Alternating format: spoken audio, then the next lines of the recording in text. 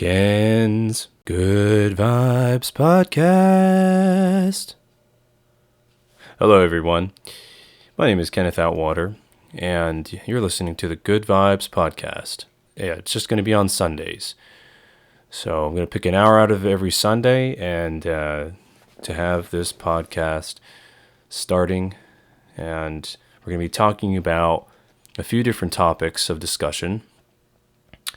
Some different sections to be and wait for and prepared for are favorite things that you like to do. Another topic I'd like to cover is, and this will be the real reason for this Good Vibes podcast. Let me just give you a little bit of background. Is because there's just so much in the world that is full of hate and terrible things that happen to people and in the news. And actually, one of the inspirations for this was, if you guys know the actor's name is John Krasinski, the guy who plays Jim in The Office. He has a podcast that's on YouTube that's just all about good news, called Some Good News. I won't be doing that on this podcast, but, it's really inspirational. And the first episode that he had on there that I saw, it was just amazing. He just had all sorts of, good news around the world. No bad news at all. So no negative vibes, and that's part of the inspiration. I was thinking about it this morning, when I got up, and I thought, I want to, make a podcast, that can just talk about a lot of good things that happened to you, to experiences that I've had myself, and so on that way. But yeah, if you guys ever get a chance to check it out, it's called Good News with John Krasinski. Very, very great actor. Plays Jack Ryan on that show. That's a really good show too. But no, I'm not a plug for John Krasinski. I just like his work, and I thought he was hilarious with The Office. I'm an Office fan myself. So, all right. Well, let's continue with into our hour here. The segment called again Ken's Good Vibes Podcast. Here we go.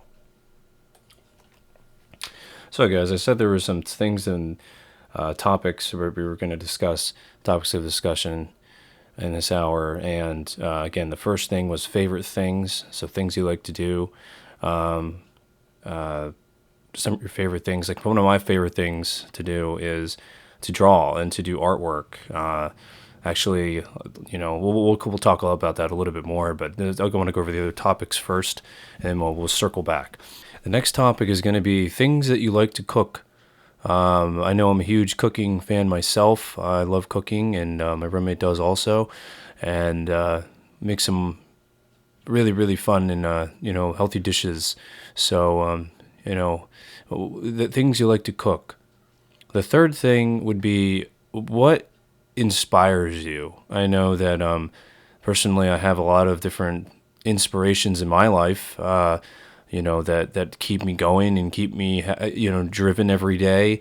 One of those is via people that make their own content, videos, artwork, music, podcasts, to share with the rest of the world.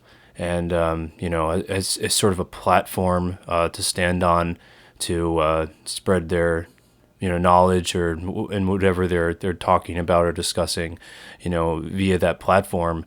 To share with the rest of the world. So that's number 3. The fourth one is one that's pretty near and dear to me. I'd say artwork is number 1 and doing art, but the second would be music. Oh boy, I love music. All sorts of different kinds of music.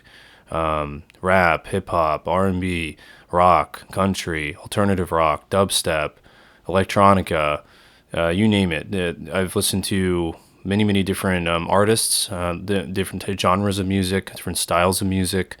I'm still learning every day in that department. But boy, I'll tell you, that is I'd say my second love. The first being art, and second being music. So what type of music do you like? What interests you? What draws you to that type of music? Let me know. Drop a line in the comments section on this video. I'd love to read them. I'd love to share my thoughts on music and hear yours as well. And the fifth thing I'd like to cover in this hour: what entertains you? So, guys, those are the five topics we're going to cover. First thing is, again, favorite things. Next thing is things you like to cook. Third is what inspires you. What's your inspirations? Fourth is what type of music do you like, and why? And the fifth being what entertains you. What is your favorite form of entertainment? I know for me, it is drawing, watching Netflix, watching movies, taking a walk, going outside, exploring nature. So what are your favorite forms of entertainment? These are all the topics we're going to cover in this hour of Ken's Good Vibes podcast. So here we go. Let's get started. All right, guys. First, favorite things I like to do. I had mentioned earlier in the podcast that one of my favorite things I like to do is artwork. Ever since I can remember, I've been creating artwork, drawing little characters, here and there. And as I got older, some of my inspirations caused me to create more, muscular characters. If you ever are familiar with or know of the show Dragon Ball Z, that is a animated series with many great characters in it, from the director. His name is Akira Toriyama.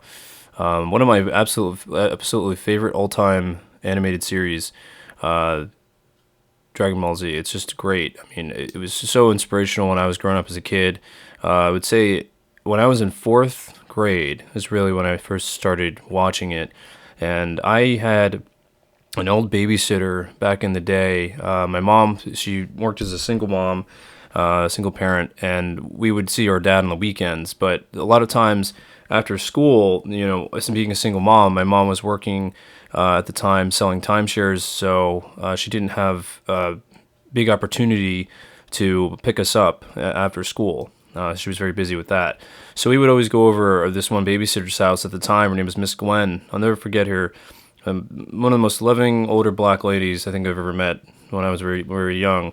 My sister, my brother, my older brother, and I, we would go over there, and we would be, there with her, and she would give us lunch, and I would just play games there sometimes. The good old N64, Donkey Kong. That was my favorite game.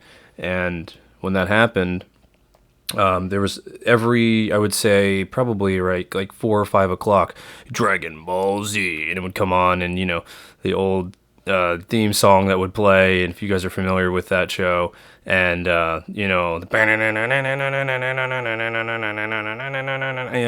it was just so cool.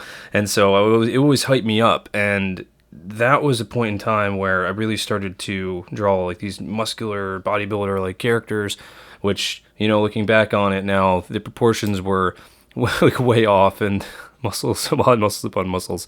And I just thought it was the coolest thing. So that really paved the way for me. And as I started to get a little older, in my character creation and what I gravitated to, what was the subject matter for later on in my life. And probably I would say when I was in middle school, at that time, I had a really good friend of mine, one of my best friends growing up. His name was Eric, and he and I, would go outside together. This is when we were in like 6th, 7th grade, and we would play with sticks outside, and we pretended to be characters from like Dragon Ball Z, Dynasty Warriors. If you guys are familiar with the franchise Dynasty Warriors game, we used to play that on the PS2, and act as those characters, and moving into different fantasy like characters, and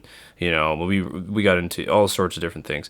So that we really stretched our imaginations, outside, and playing with these sticks, pretending we were sword fighters, and clashing with each other. And so that additionally created more of an inspiration for me to draw more of these characters that we would come up with.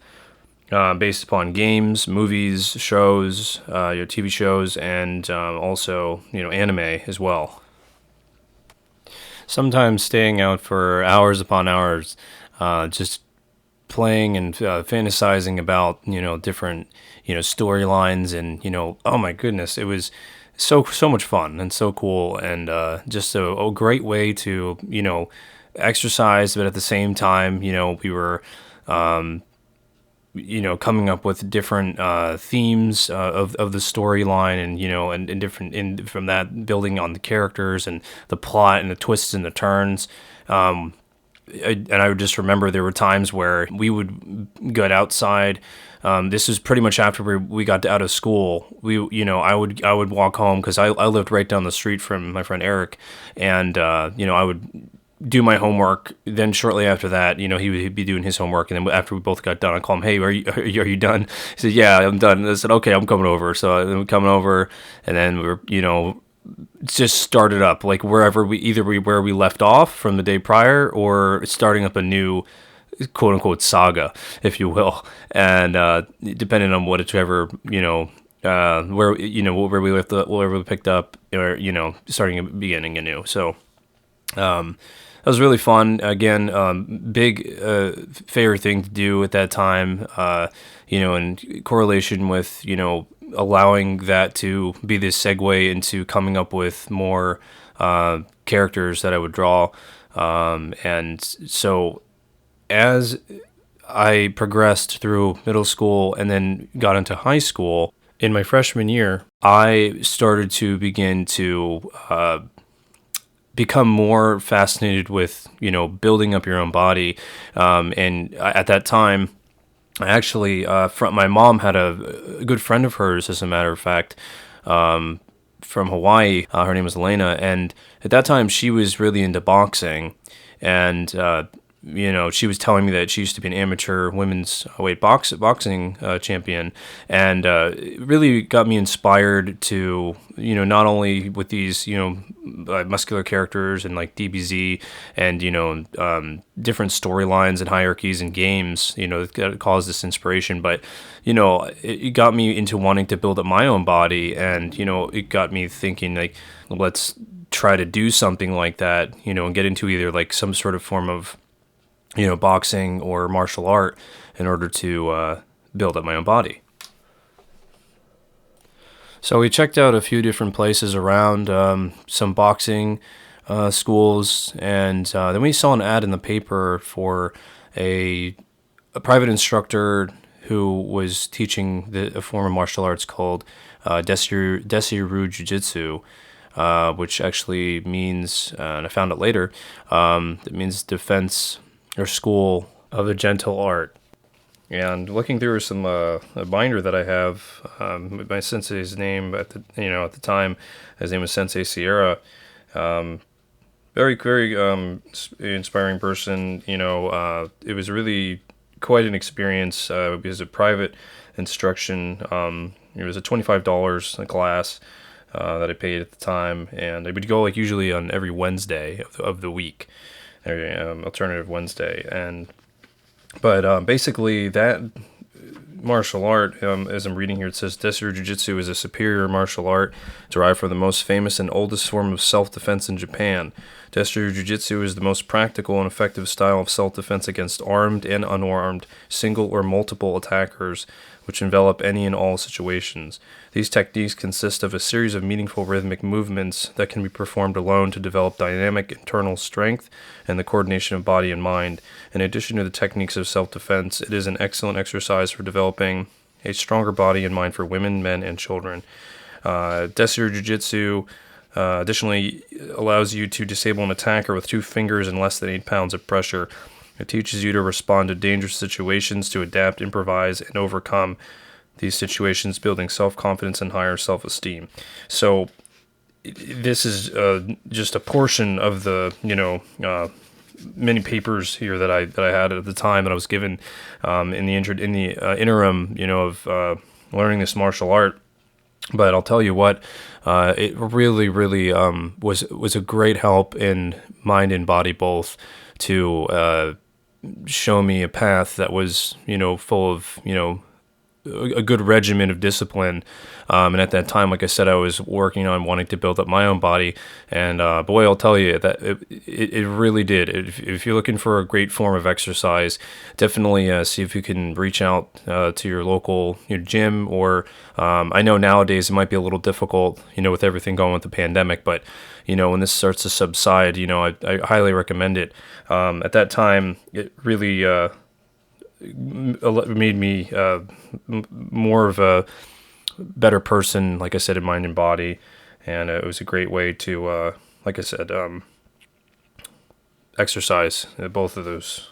So with that being said, as I was doing that, it allowed me to get more inspiration for my characters. And, it's one thing to be able to draw something and visualize something, but and then put it on paper and see what comes out. But it's another thing entirely to actually do that action and be able to understand how the movements go, so that with your characters you can more readily create them to actually be believable, if you will, of what they're trying to do. Like throwing a right hand punch, okay, move your left foot back, and allowing your center of gravity to move forward, and while being in a locked position, and then throwing that right hook or that right straight punch, versus just drawing that character and not really having the know-how and experience of what those motions are. It really helped me with my character development and my artwork, and showing that visually. So that was really cool too. Yeah. So with that being said, and one of the three things that was really cool about that martial art, and was something that was sort of like the creed, if you will, was adapt, improvise, and overcome. So adapting, and this can be said with many situations in life, adapting the situation. Okay, this is happening. Let's adapt to it. Now, what the next step? Improvise. You're improvising in the situation. Maybe you haven't encountered that or had that experience before, but you're improvising at the time, and then you're overcoming that situation. What's the solution? What's the ultimate solution to this problem? And in that martial art, there were many instances where we would get into like locks, with grappling, and that was pretty much a constant flow, if you will, for that. So yeah, definitely. But like all these things at the time, to sum it up, playing outside, doing this martial art, Desu Jiu-Jitsu at the time, and also I would work out in high school as well, and learning the different types of exercises, how much weight to use, and also another importance on that was. And then we'll wrap up here on favorite things and move on to the next topic, but would be stretching. Stretching is vitally important. It doesn't matter what form of exercise you're doing. If you're doing a lot more cardio, aerobic exercise, if you're doing more isometric exercise, if you're using weights, using kettlebells, what have you. Stretching is very important because it allows your muscle fibers to stretch and become more flexible, so that way you're less prone to injury when you're starting your workout regimen, whatever that might be. So, on that note, that will wrap up the section here for favorite things, and moving on to our next segment, which is in this podcast, is what do you like to cook, or what are your favorite things to cook? Ken's Good Vibes Podcast. Hello, everyone, and we're back with Ken's Good Vibes Podcast. And this next segment is going to be talking about favorite things you'd like to cook. Well, personally, I'm a huge fan of chicken. I love cooking it in the pan, putting it in the oven, put it in the slow cooker. So that's one thing I like to cook. I like to have it on the side with usually an assortment of vegetables, Both chicken and vegetables are good for your heart. Full of chicken, especially full of B12 vitamins, which is really good for your health, and something that we need to supply our bodies with because we don't make it ourselves. So it's definitely something that is a necessary part of the diet, and in which way you get your B12. And with that being said, one of my favorite dishes to cook would be nothing special, but chicken in the pan with some oil and put some spices on it, like pepper, some paprika, onion powder. Onion powder is a great spice. It's something that I typically use on majority of my cooking, regardless of what I'm making. Any type of meat, especially, or assortment of that. But I usually use that on chicken, pepper, onion powder.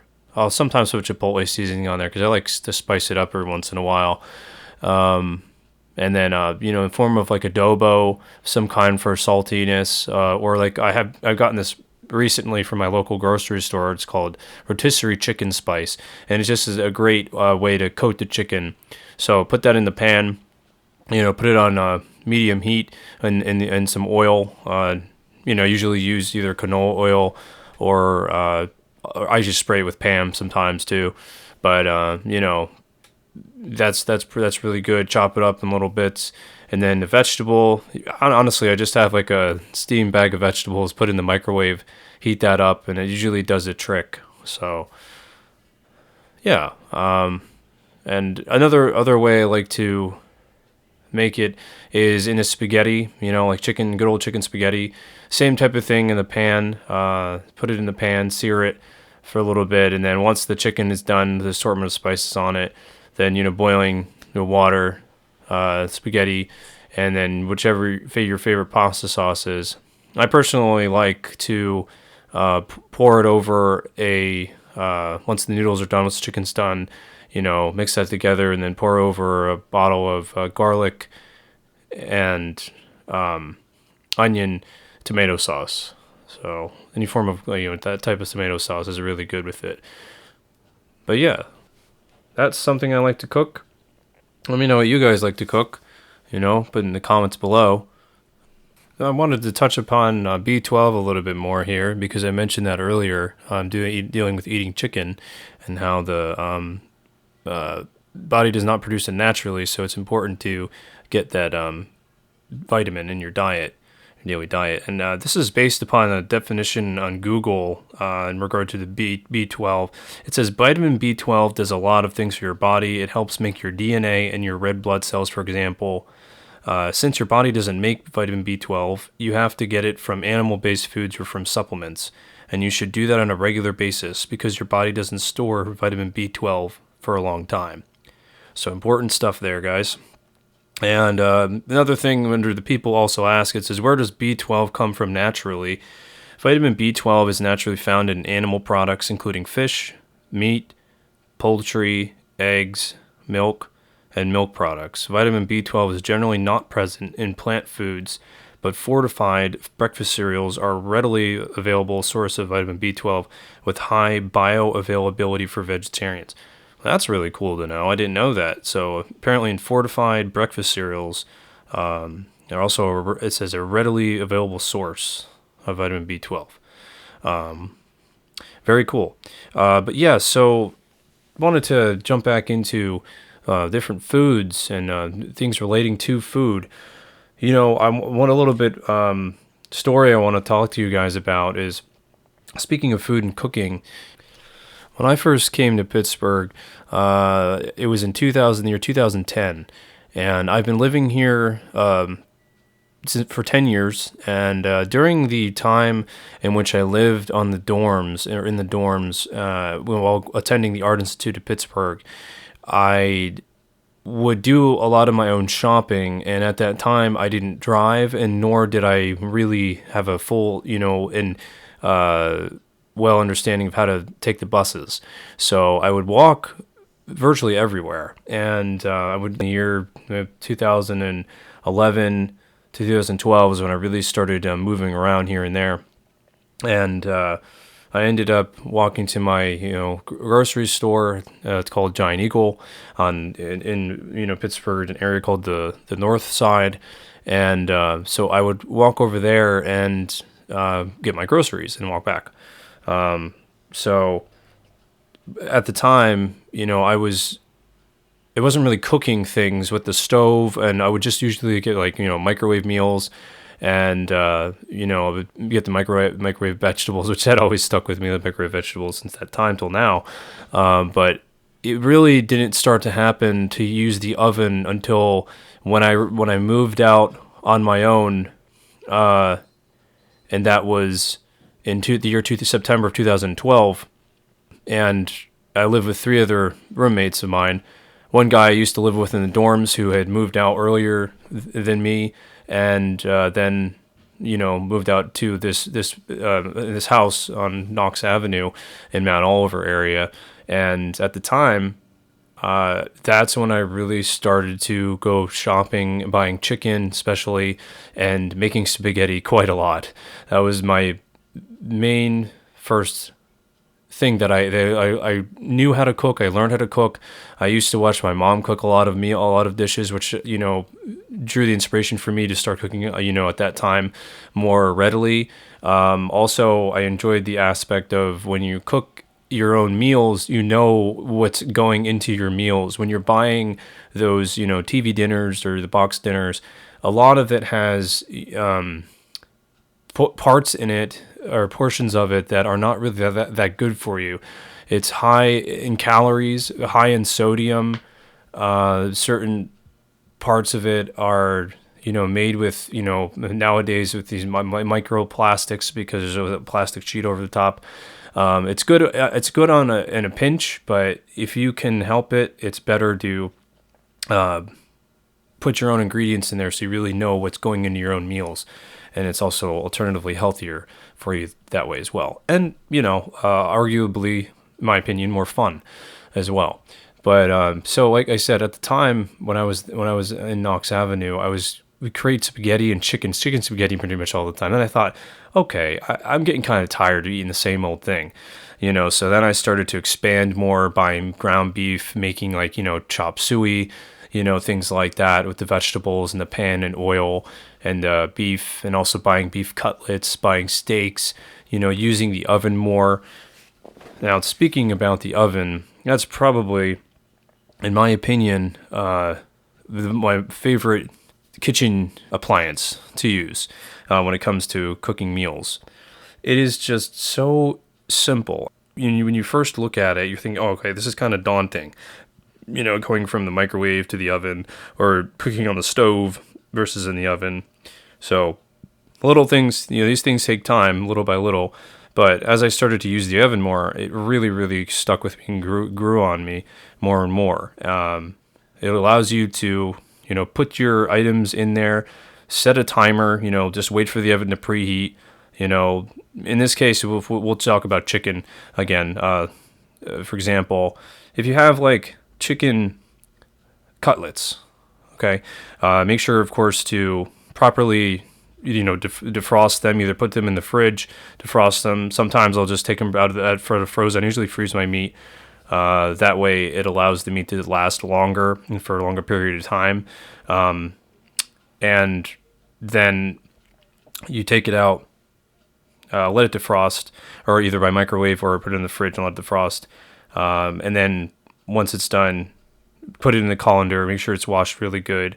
And then at that point, you can, let's say, for example, just use chicken cutlets for this example, but you spray the pan with like Pam, or put oil in it, and whatever oil you're going to use so it doesn't stick to the pan, non-stick pan. And then put your chicken cutlets in there, try to make them a little spaced apart so they don't stick together.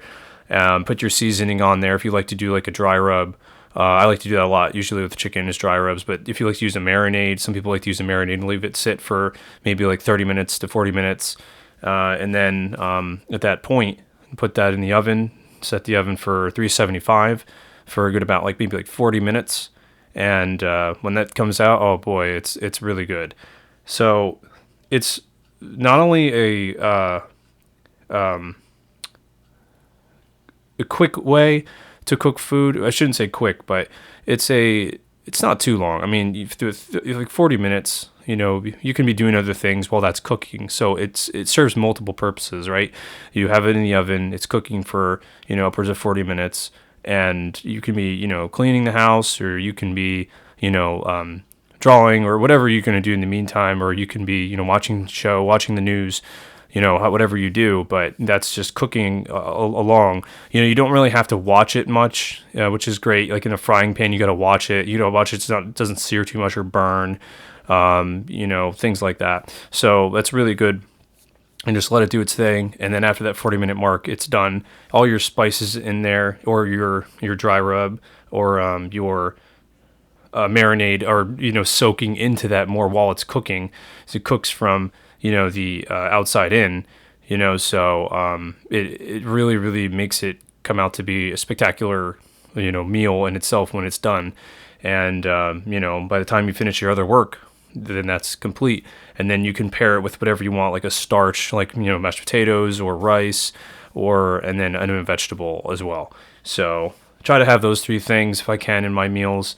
Most of the time, if I, cook my dishes, it's, I'll have like either those three, a starch, a vegetable, and then the meat, or I'll just have the meat and the vegetable. Just depends if I have any rice or like noodles or anything at that time, or any other starch.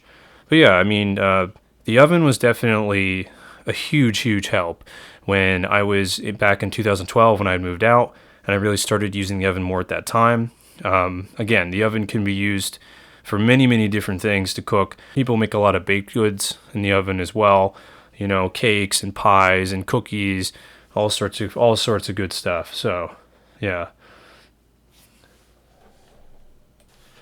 Okay, so that's gonna wrap up the what do you like to cook segment there. Next, we're gonna move on to things that inspire you. What are some things that inspire you in your life, and or have inspired you to keep moving forward, keep an upward momentum, stay positive? I know that for myself, a lot of inspirations I had when I was a little kid into now were books. Actually, lots of.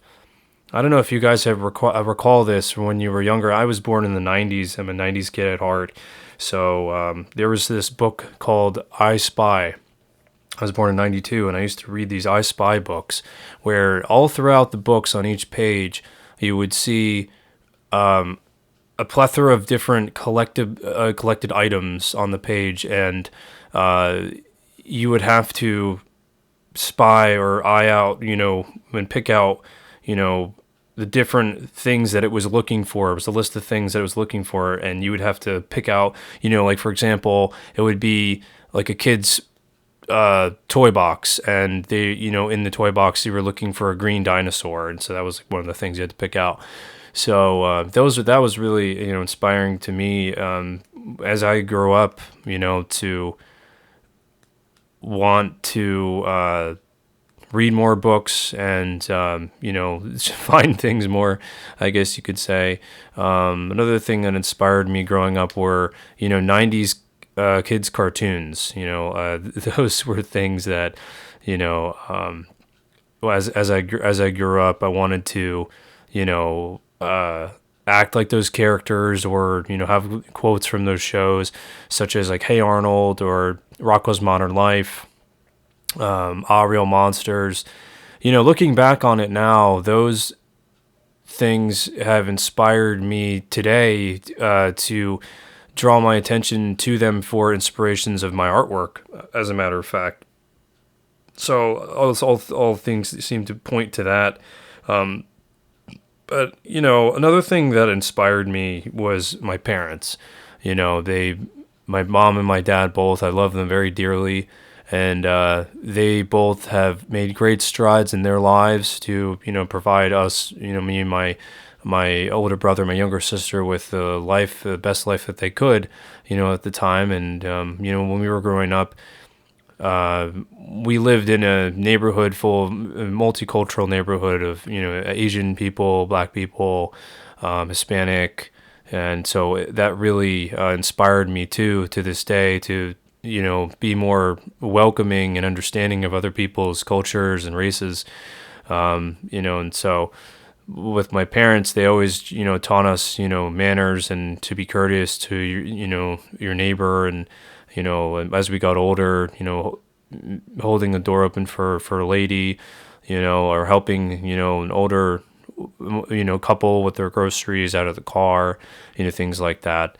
That inspired me quite a bit, and I think it really helped me grow as a person as I got older. And that willingness to help is really I think an important thing in our lives. If we have that, that allows us to, you could say, put our differences aside and create better experience for another person, and in turn creating a better experience for yourself. That to me is creates more inspiration for me each day. One thing that inspires me, that's a big one, is the Lord, or God, Jesus Christ. I grew up going to church every Sunday, going to Sunday school also, as a Christian. And even though sometimes the denomination of the church was different, Lutheran or Fundamental Baptist, different denominations there, it was all close to the same, in regard to how the scripture was read to us from the priest or pastor. And that really, I think, it's a huge part of my soul and my being as a person, and that's something that continues to inspire me from a day-to-day basis. In tough times, when we pray for things to get better, in good times when we pray, and being humbled by having a roof over our head, shelter, food, and water. When some other places that they don't have that, and they don't have access to a clean, bathroom, or clean water to drink. Parts like Africa, for example, and other impoverished places in the world. So, and that inspires me, each day. And part of that, I would say, is a big drive for me to continue to progress each day as best as I can and be the best person I can be each day, to myself, with myself, and others. And so, I know some of you listening, you might not be religious, or you might be agnostic, or an atheist, and that's okay. This podcast isn't about saying that one is right and the other is wrong, or one is better than the other, or anything by any means. I just want to make a mention of that, since we're talking about things that inspire us, or inspirations, what our inspirations are. And that's a huge one. I'd say that's probably the driving force most behind everything else.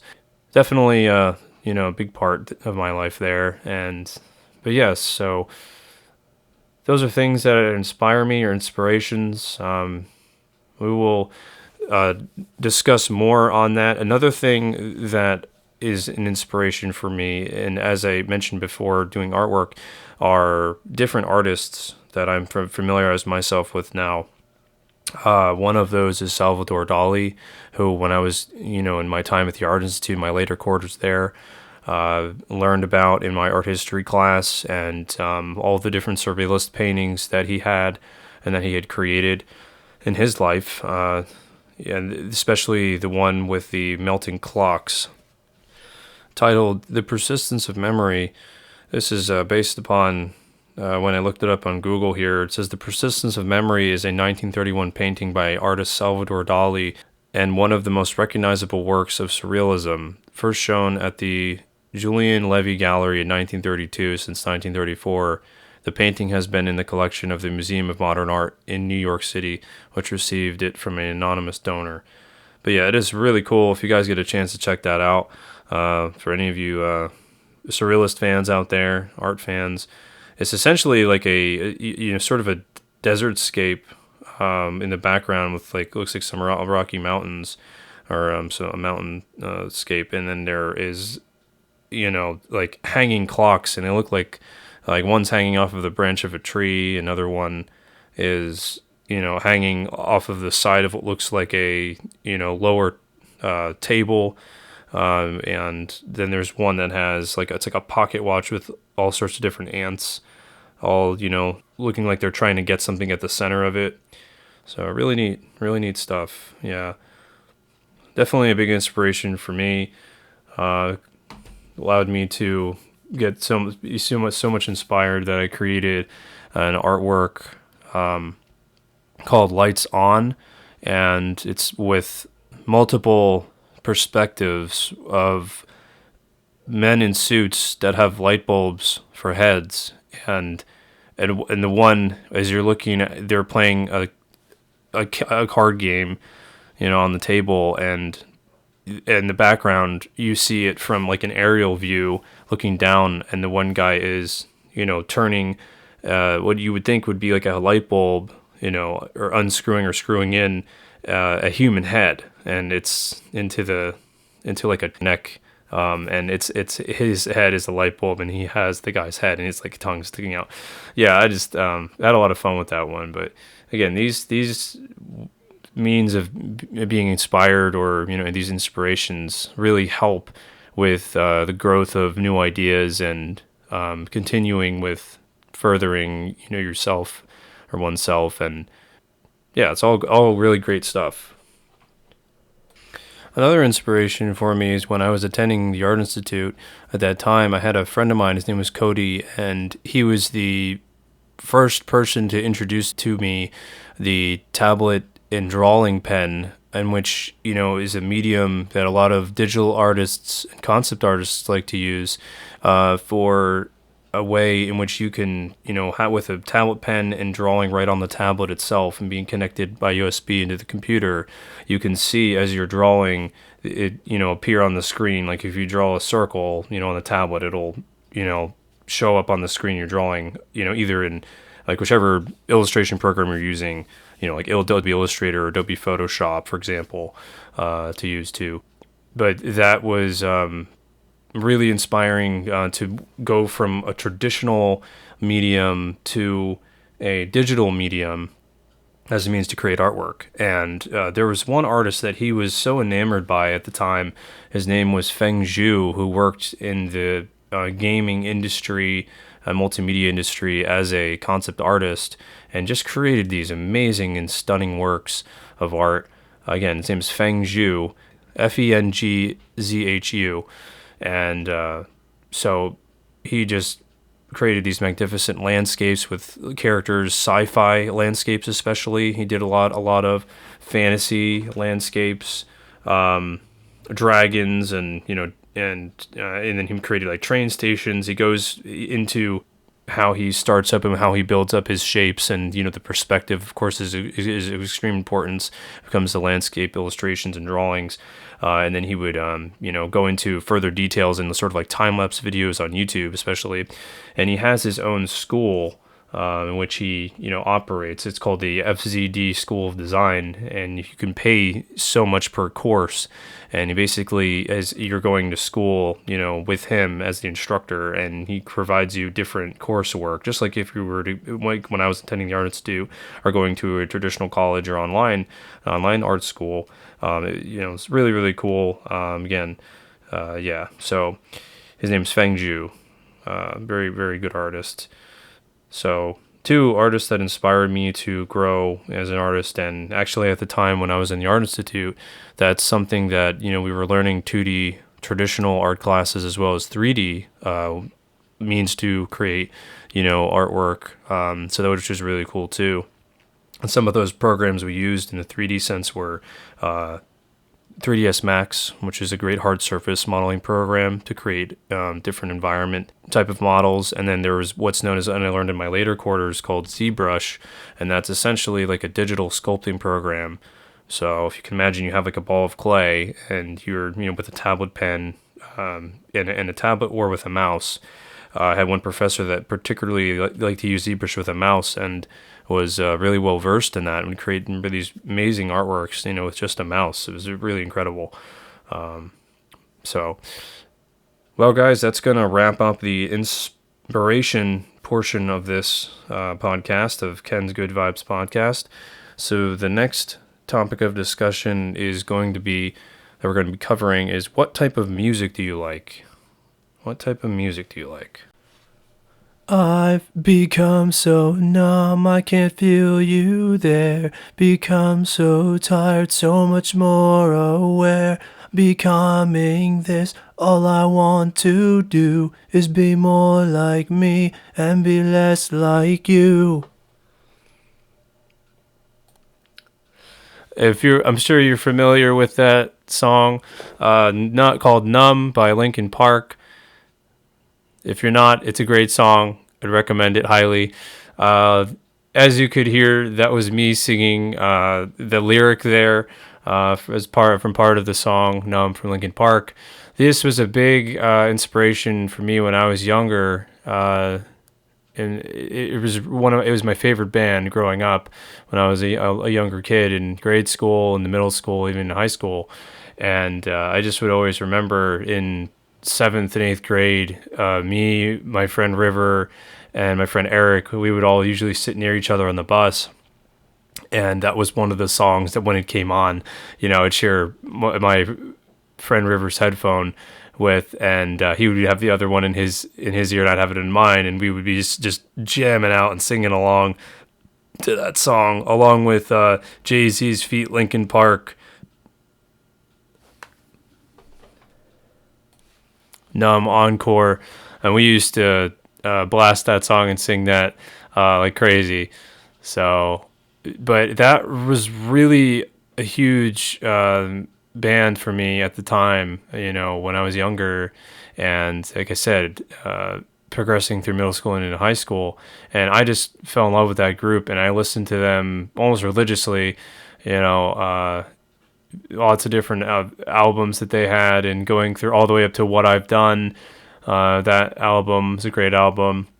Definitely, they toned down a little bit on that album. They're a little bit more soft spoken with their lyrics, but still really profound messages through their music and their songs.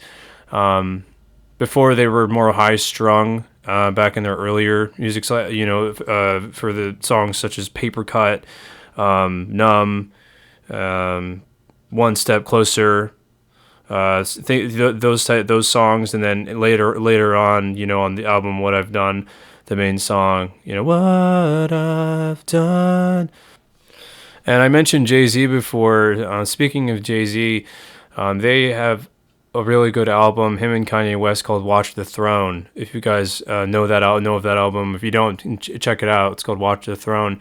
This came out, I want to say it was in the year of 2011. But me and my roommate in college at the time, Mitch, we used to jam out to that.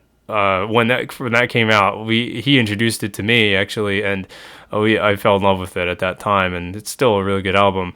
But yeah, that's great. There's also Beyonce is featured on one song in that album too.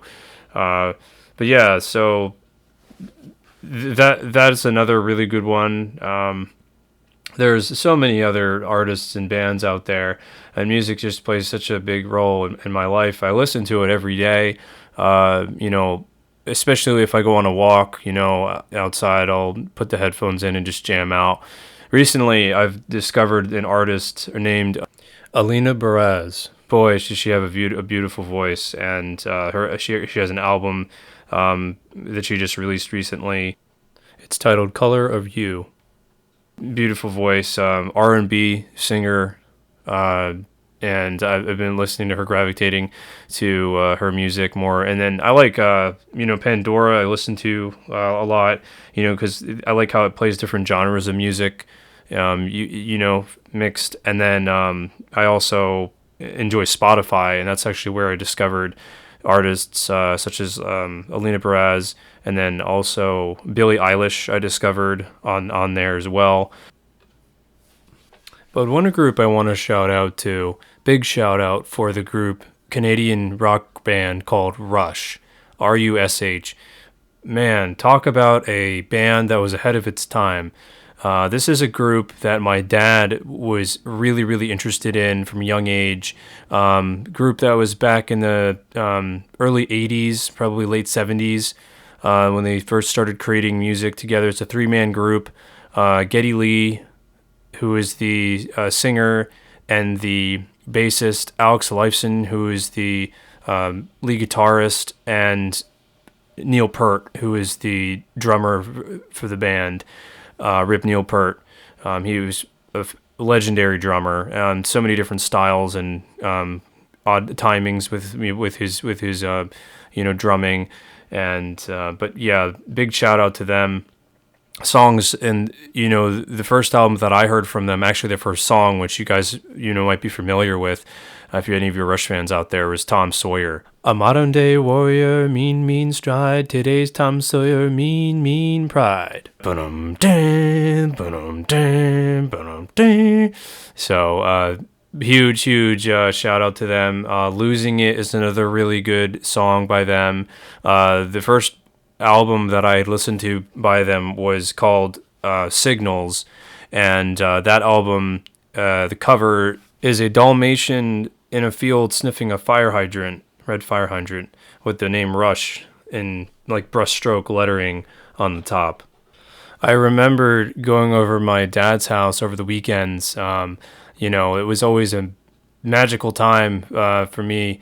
And I would go over there, and my dad would just usually on his speaker set would have blaring different albums and different songs from Rush. And the one I remember very clearly, and I think that's really what first got me into wanting to listen to them more, along with my dad's huge drive of listening to that band almost religiously, was the song Subdivisions. And it talks about in that song the differences between high schoolers via popular jocks or cool guys that have nice cars versus in the song you follow this guy who's sort of nerdy looking, and he's wearing glasses with longer black hair. And, in the one lyric goes, be cool or be cast out.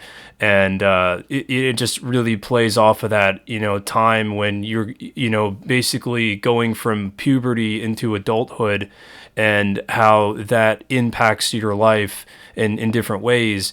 And it was just, like I said, huge, inspiration, huge shout out to them. And they were just, again, so ahead of their time.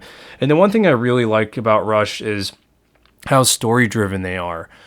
Pretty much every song that they have, it has some sort of larger overall message or profound, impactful message. And, so again, big shout out to them. Definitely one of my favorite bands from back in the day. And kudos to my dad for, listening to them as often as he did in the house and in the car. He would pretty much have them on, every time we would see him, majority of the time, along with other groups. But that was the main pride and joy of his, and that's become a pride and joy of mine from, my father, down to son, myself. And, I think it's just something to be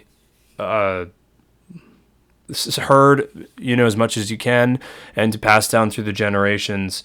So another genre of music that I really got into was called dubstep. There's house chill music, otherwise known as, but that genre was something that, was really big. I was really big into at the time. I used to, when I was in school after class, they would have the labs open for extended periods of time till 12 midnight at the Art Institute, Pittsburgh. And I would basically, once I was finished with my assignment for school, I was so driven by, wanting to make that my career, that I would post up in the lab. Sometimes early in the morning, I would grab myself a cup of coffee and do just 2 cookies, and literally that's all I would have for, the entirety of the day. I remembered sometimes getting, headaches because I didn't eat anything else, because I was just so driven and, passionate to do artwork. And especially when I learned about as I mentioned earlier in the podcast, about the tablet and pen, digital tablet and pen. So I was using that. I was, trying to hone in on my, 2D art skills and digital art skills more. And so at that time, I used to listen to a website called 8tracks.com. And on that website, that's where, I primarily listen to dubstep most of the time. Some artists that come to mind are Deadmau5 and also Blackmill, and the album Let It Be. That's a really good album by them. If you guys get a chance to check that out, that's an awesome album. So yeah, that's gonna be wrapping up now for the music section of things, and we're gonna now jump into the fifth and final topic of discussion, which is, what is your favorite form of entertainment?